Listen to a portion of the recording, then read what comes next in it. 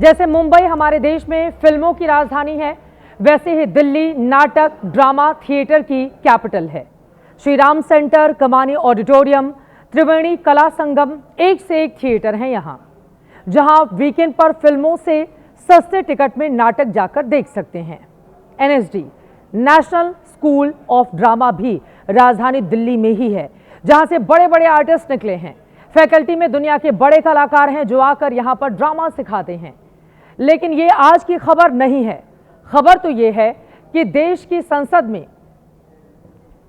आजकल जो हो रहा है, बड़ी खबर आपको देते हैं। आज की खबर ये नहीं है, खबर तो ये है कि देश की संसद में आजकल जो हो रहा है, क्या वो भी एक ड्रामा है? क्या खुद ही खुद बोलना और दूसरे को बोलने ना देना, ये उसी ड्रामे की स्क्रिप्ट है? क्या संसद में होने वाला शोर शराबा यानी संसदीय व्यवधान इस ड्रामे का कोरस है? क्या कुछ राजनीतिक दल और कुछ राजनेता लोकतंत्र के इस मंच को थिएटर की तरह इस्तेमाल कर रहे हैं? संसद का शीत सत्र आज से शुरू हो गया और आज पहले ही दिन देश के सामने एक प्रश्न आ गया है कि 19 दिन के सत्र के कितने हिस्से को वो संसदीय कार्यवाही के रूप में देखें और कितने हिस्से को ड्रामे के रूप में देखा जाए। अब देखें इसकी शुरुआत कहां से हुई है।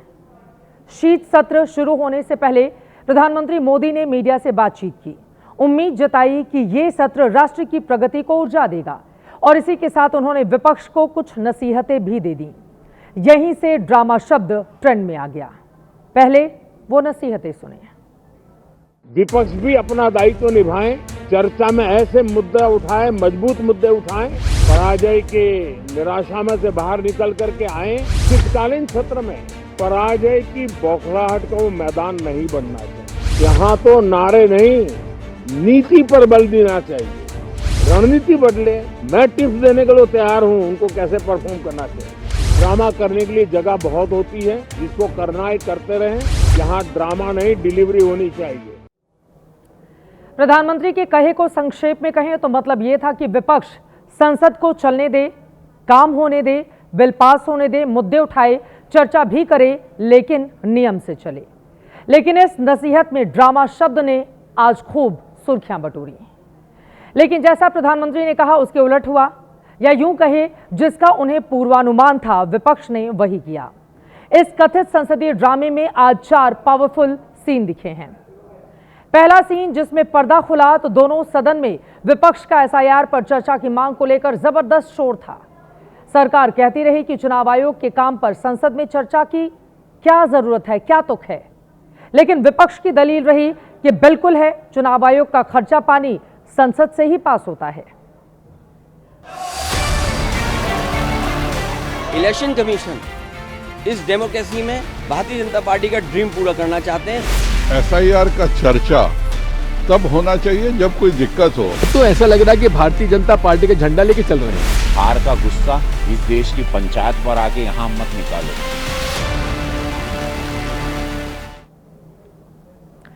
दूसरे सीन में संसद से बाहर निकलते सांसद थे, क्योंकि अंदर न कुछ कह पाए न सुन पाए, इसीलिए मकर द्वार से निकलते ही मैदान में ही संसद जमा ली गई।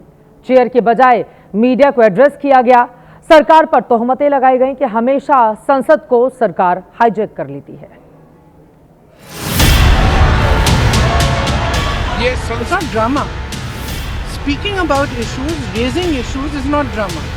ये बिहार में हारे हैं, इनको बंगाल का डर सता रहा है। उनका नाम है नरेंद्र मोदी प्रधानमंत्री जी। उससे अच्छा ड्रामा कौन जानते हैं? इतना ड्रामा कर दिया, इतना ड्रामा सिखा दिया।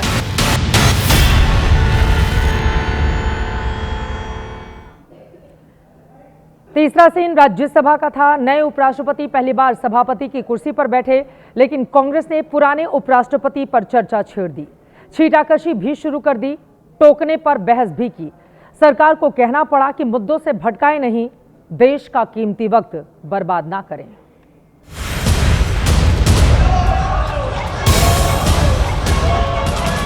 मेरी तरफ से, सदन की तरफ से आपको बहुत बहुत शुभकामनाएं देता हूं।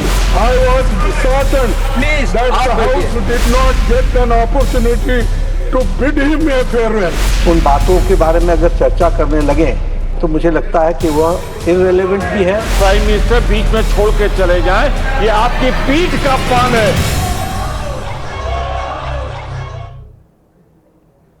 चौथा सीन तो असंसदीय अपमान के रिकॉर्ड में दर्ज हो गया।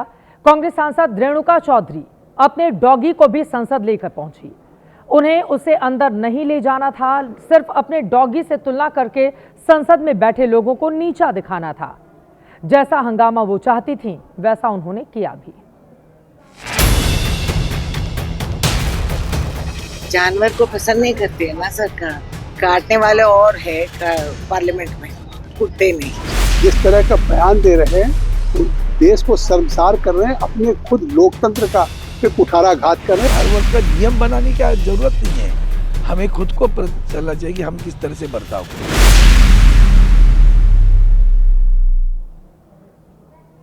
और अब बारी बारी से आज के संसदीय और असंसदीय आचरण के चारों पर्दे उठाकर आपको विस्तार से सारे दृश्य दिखा देते हैं, क्योंकि लोकतंत्र में आप जब इसको देखेंगे, समझेंगे, पाएंगे तो आप ये जानेंगे कि हमारे सांसद जब संसद भवन पहुंचते हैं सत्र के लिए तो वो करते क्या हैं। आप ये समझ सकेंगे कि आज जो हुआ उसमें कितनी हकीकत थी और कितना ड्रामा किया गया। दोनों सदन की कार्यवाही शुरू हुई तो विपक्ष के मन मस्तिष्क में प्रधानमंत्री मोदी का ड्रामा शब्द फांस की तरह चुभ रहा था। फिर भी उसने सदन शुरू होते ही अंगद की तरह पैर अड़ा दिया कि पहले एसआईआर पर चर्चा होगी और जब तक नहीं होगी दूसरे काम नहीं होने देगा।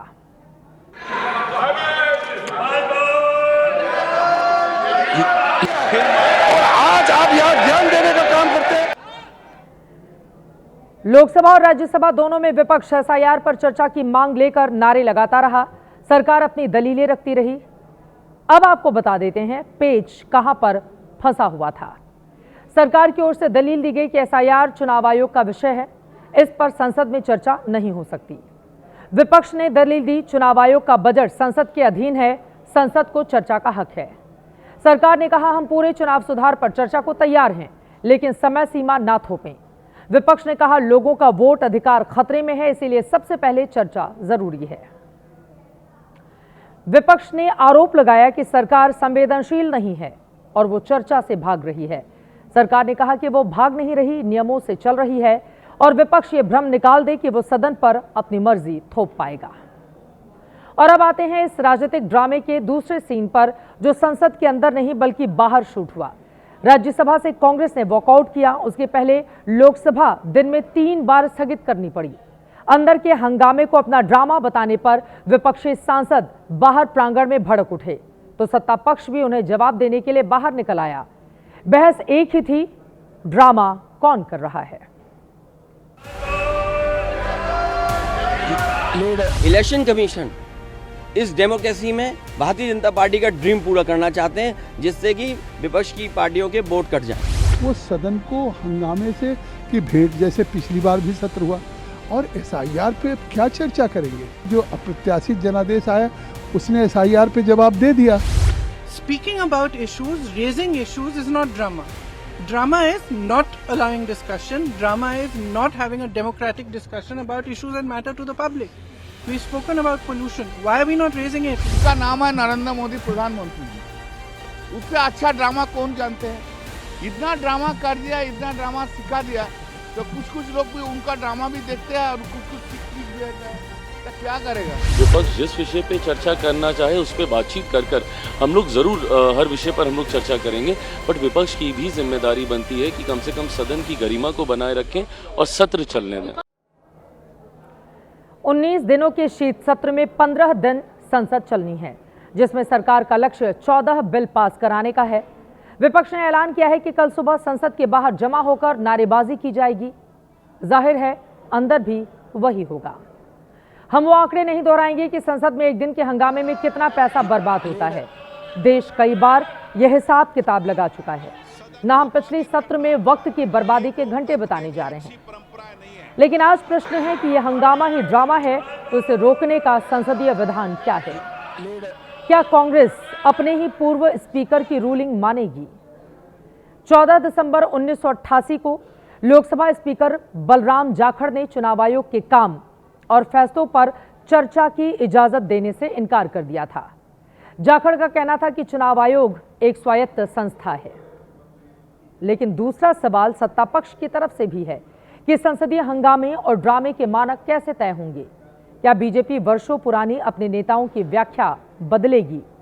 2012 में लोकसभा में विपक्ष की नेता सुषमा स्वराज ने कहा था, संसद को काम ना करने देना भी किसी भी दूसरे लोकतंत्र की तरह लोकतंत्र का ही एक रूप है।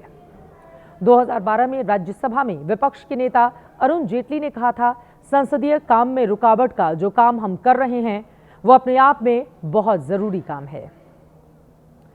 यानी कि विपक्ष भी ये दलील दे सकता है कि वो भी लोकतंत्र को हंगामा करके मजबूत कर रहा है। लेकिन यहां कुछ और भी सवाल हैं। क्या संसद और सड़क में अंतर नहीं होना चाहिए? क्या संसद को नियम और नियमावली से नहीं चलने देना चाहिए? हर पार्टी खुद कैसे तय कर सकती है कि कब कितना और क्या बोलेगी? ड्रामा सिर्फ मुद्दों का ही नहीं, आचरण का भी है। इसके लिए अब संसदीय मंचन का तीसरा सीन दिखा देते हैं। आज देश के नए उपराष्ट्रपति सीपी राधाकृष्णन का राज्यसभा के सभापति के रूप में पहला दिन था। ऐसे में प्रधानमंत्री से लेकर तमाम सांसदों ने उनका स्वागत किया। लेकिन इस शुभ घड़ी में विपक्ष की ओर से पूर्व सभापति का मुद्दा उछाला गया, जिस पर संसद के उच्च सदन में बिना वजह निम्न स्तर का शोर शराबा शुरू हो गया। सबसे पहले वो दृश्य देखिए जब राज्यसभा के सभापति सीपी राधाकृष्णन पहली बार अपने आसन पर आए। उनके आगमन की मुनादी हुई तो सदन में प्रधानमंत्री समेत सभी सांसदों ने खड़े होकर सभापति का अभिवादन किया। उपराष्ट्रपति ने भी सभी सदस्यों के अभिवादन का उत्तर दिया। इसके बाद प्रधानमंत्री मोदी का स्वागत भाषण हुआ, जिसका आखिरी हिस्सा आपको जरूर सुनना चाहिए। ये आपका लंबा अनुभव सदन में सभापति के रूप में और राष्ट्र में उपराष्ट्रपति के रूप में बहुत ही प्रेरक रहेगा, हम सबको मार्गदर्शक रहेगा और मुझे पूरा विश्वास है कि मेरी तरह इस सदन के सभी सदस्य इस गौरवपूर्ण पल को जिम्मेवारियों के साथ आगे बढ़ाएंगे। इसी भावना के साथ मेरी तरफ से, सदन की तरफ से आपको बहुत बहुत शुभकामनाएं देता हूं। इसके बाद राज्यसभा में नेता विपक्ष मल्लिकार्जुन खड़गे की बारी आई तो उन्होंने मौजूदा सभापति के स्वागत भाषण में पूर्व सभापति जगदीप धनखड़ का जिक्र कर दिया, जिन्होंने संसद के मॉनसून सत्र के पहले दिन खराब सेहत का हवाला देकर इस्तीफा दे दिया था और जिनके बाद सीपी राधाकृष्णन को देश का नया उपराष्ट्रपति चुना गया। आपको सुनाते हैं खड़गे ने ऐसा क्या बोला जिस पर हंगामा मच गया। I was disheartened that the House did not get an opportunity to bid him a farewell. Regardless, I wish him on behalf of the entire opposition a very healthy life. It is our fond hope. Rather, we are confident that you will take care of the entire sections of the House. Sir, we are confident that you will be impartial and treat the opposition and the treasury benches in equal measures. मैं आपसे appeal करना चाहूंगा कि आप अपने आसन से उस तरफ ज्यादा न देखें, उसमें खतरा है। तो इसलिए दोनों तरफ आप संतुलन बना रखेंगे तो अच्छा होगा। इसीलिए मैं आपके सफल कार्यकाल की कामना करता हूं। मल्लिकार्जुन खड़गे ने ये बातें कही। इन बातों से सत्ता पक्ष नाराज हो गया। संसदीय कार्य मंत्री किरण रिजिजू खड़े हो गए। उन्होंने खड़गे के अंदाजे बयां पर कड़ा एतराज जाहिर किया। खड़गे जी, आपका लोकसभा में लीडर ऑफ ऑपोजिशन, आप और आपका चीफ व्हिप जयराम रमेश जी, आप लोगों ने जो हरकतें की है, मैं इस सदन में जिक्र करना नहीं चाहता हूं। ये बहुत अनफॉर्चुनेट है। मैं सदन पर सिर्फ इतने याद दिलाना चाहता हूं कि आप लोगों ने भूतपूर्व उपराष्ट्रपति को, भूतपूर्व चेयरमैन को जिस भाषा का इस्तेमाल करके आप लोगों ने जो अपमान किया, आप क्या वो भूल गए? आप लोगों ने भूतपूर्व चेयरमैन के बारे में जो अनाप शनाप बात करके आप लोगों ने रिमूवल मोशन जो सर्व किया है और जो भाषा, वो कॉपी अभी भी हमारे पास है।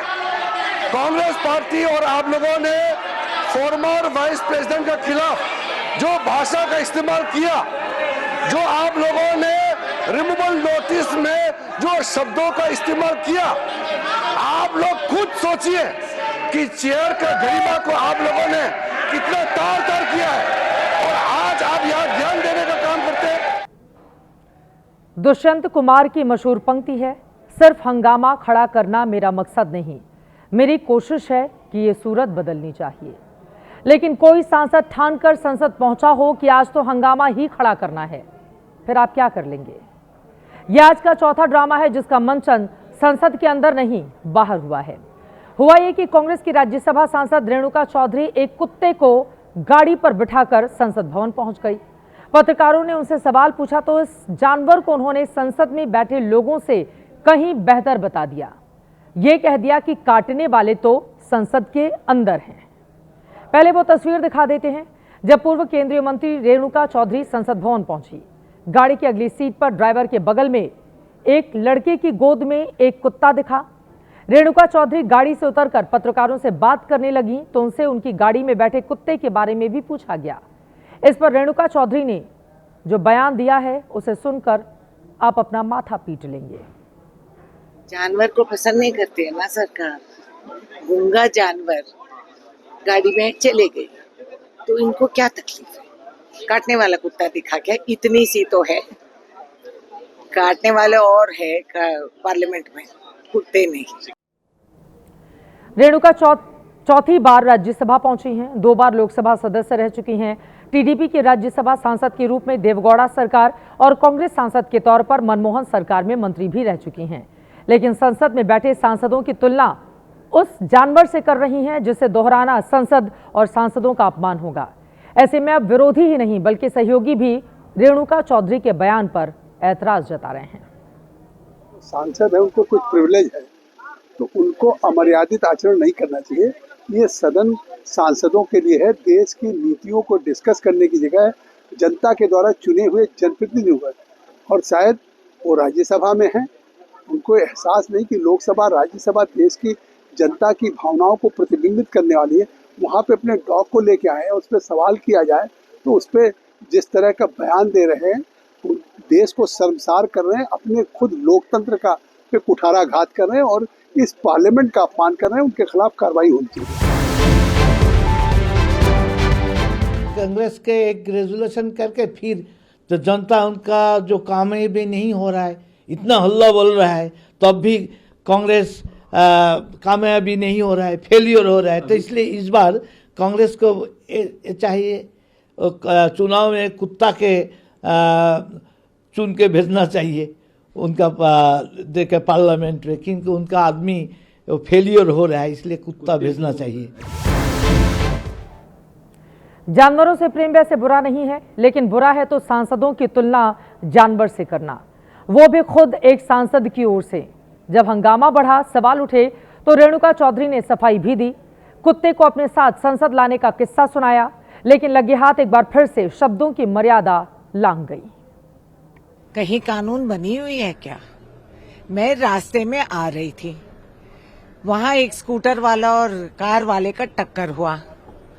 उसके आगे ये छोटा पिल्ला निकल के सड़क पे घूम रही थी। मैंने सोचा ये किसी पहिए के नीचे आ जाएगी, सो मैं उठा के उसको गाड़ी में रखी और पार्लियामेंट आई और वापस भिजवा दी। गाड़ी भी गई, कुत्ता भी गई।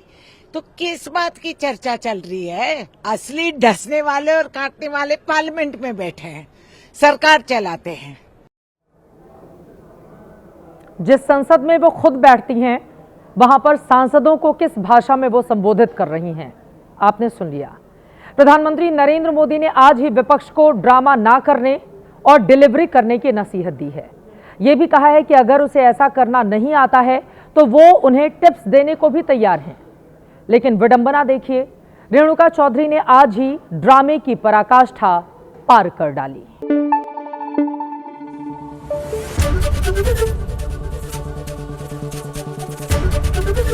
एबीपी न्यूज आपको रखे आगे।